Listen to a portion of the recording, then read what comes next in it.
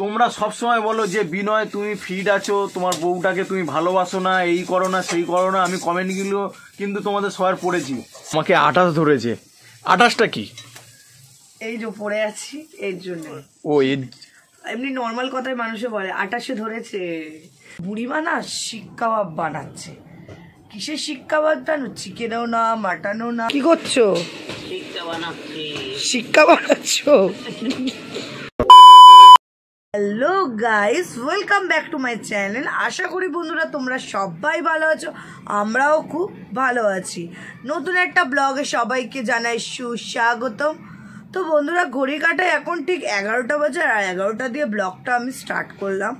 আর সবার প্রথমে একটা ক্ষমা চেয়ে নিচ্ছি, কারণ আমাদের এখানে চারিদিকে মানে আমাদের বাড়ির সামনে কাজ হচ্ছে। আগে তো তোমাদেরকে ব্লগে শেয়ার করেছি। পেছনেও একজনের ছাদ ঢালাই হচ্ছে, ছাদ ঢালাইয়ের মেশিনের আওয়াজ আসছে।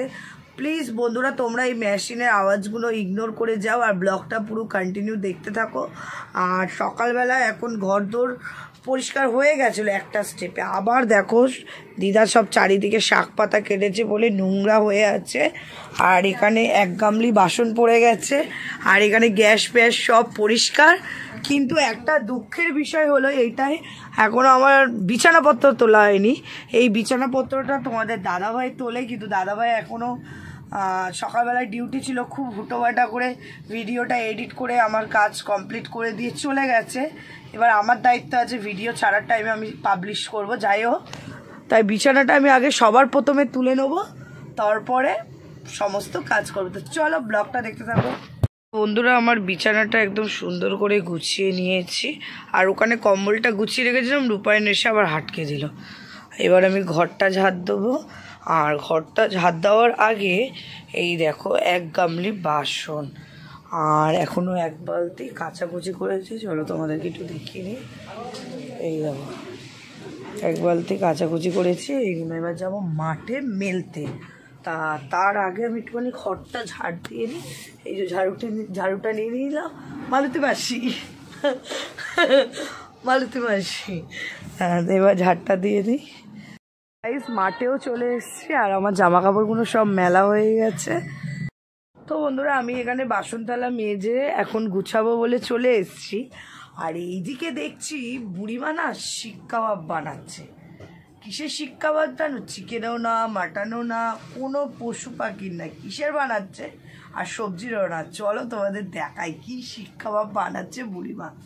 চলো বাইরের দিকে। এই দেখো দিদা বানাচ্ছে শিক কাবাব। কি করছো? শিক্ষা বানাচ্ছো? এইটা হলো ঘুটে, মানে গোবর দিয়ে বুড়িমা বানাচ্ছে শিক কাবাব। আর লাঠির মধ্যে বানাচ্ছে, এইগুলোকে মশাল বলে। আর আমি ইয়ার্কি করে বলছি, ও দিদা তুমি শিক কাবাব বানাচ্ছ? তাই বলছি চলো বন্ধুরা তোমাদেরকে শিক কাবাব দেখাই কি সে শিক কাবাব বানাচ্ছে। পাপা হাই বলে দাও একটু আন্টিদের, ধুম্বা এসে ধরবে।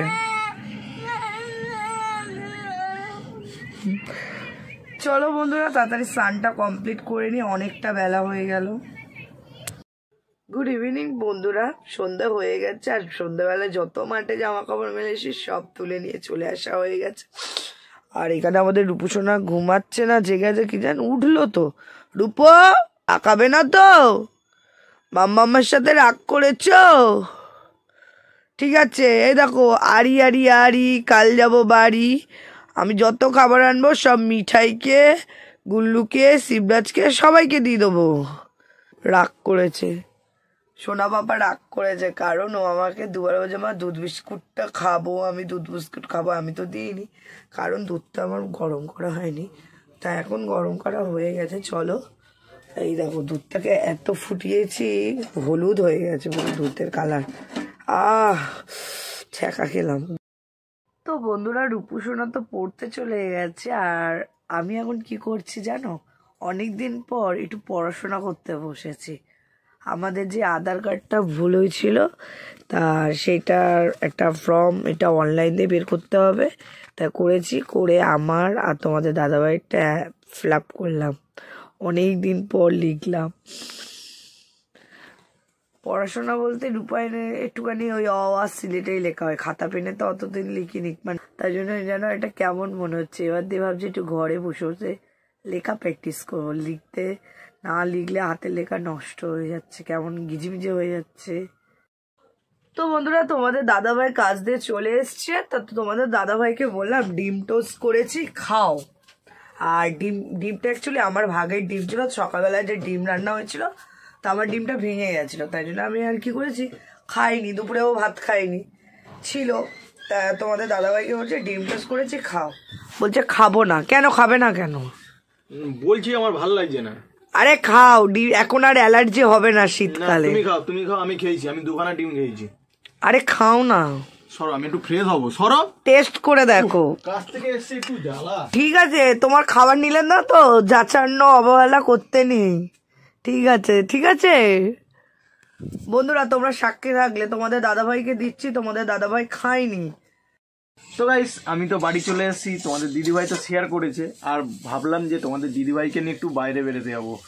মানে বাইরে বেরোতে যাবো এই কারণেই যে আধার কার্ডে আমাদের একটু সমস্যা আছে, তো একটু ছবি তুলতে যেতে হবে। আমি বন্ধুদের শেয়ার করেছি, ফর্ম ফিল আপ করছি। ও করেছো?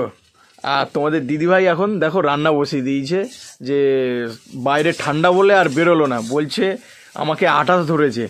28টা কি? এই যে পড়ে আছি এর জন্য। ও এমনি নর্মাল কথায় মানুষে বলে 28 ধরেছে। ও তাই? হ্যাঁ। আর তোমাদের দিদিভাই এখানে এখন মাছ ভাজা করছে, আর ওইদিকে কি রান্না হচ্ছে আজকে? পার্শ্ব মাঝে এখন একটু ঝাল হবে। ও বন্ধুদেরকে বলেছিলাম যে দুপুরবেলায় কি কি রান্না শেয়ার করবো, আর শেয়ারই করা হয়নি। আমি ভাতই খাইনি, আর শেয়ারটা করবো কি করে? কেন তুমি খাওনি কেন? আমার ভালো লাগছিল না যে খেতে। দেখো তোমরা সবসময় বলো যে বিনয় তুমি ফিট আছো, তোমার বউটাকে তুমি ভালোবাসো না, এই করো না সেই করো না। আমি কমেন্টগুলো কিন্তু তোমাদের সবার পড়েছি। ফিট রাখতে গেলে তো খাওয়া দাওয়া করতে হয়, তোমাদের দিদিভাই খাওয়া দাওয়াটাই ঠিক টাইম করে না, তো কী করে ফিট থাকবে বলো তো? আর আমি সবসময় লিমিটে খাওয়ার চেষ্টা করি, আর তোমাদের দিদিভাই একটুকুও খায় না, শুধু মোটাই হয়ে যাচ্ছে। তো যাই হোক, এখন তোমাদের দিদিভাই রান্না করুক, আর আমি একটু তোমাদের দিদিভাইয়ের পিছনে একটু লাগতে ভালোবাসি, ঠিক আছে?